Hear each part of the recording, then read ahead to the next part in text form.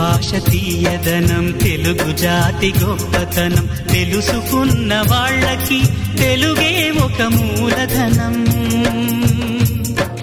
తల్లి తండ్రి నేర్పినట్టి మాతృభాషరా, తెలుగు మరచిపోతే వాళ్ళని నువ్వు మరచినట్టురా, ఇది మరువబోకురా. తెలుగు భాష తీయదనం, తెలుగు జాతి గొప్పతనం, తెలుసుకున్న వాళ్ళకి తెలుగే ఒక మూలధనం. తల్లి తండ్రి నేర్పినట్టి మాతృభాషరా, తెలుగు మరచిపోతే వాళ్ళని నువ్వు మరచినట్టురా.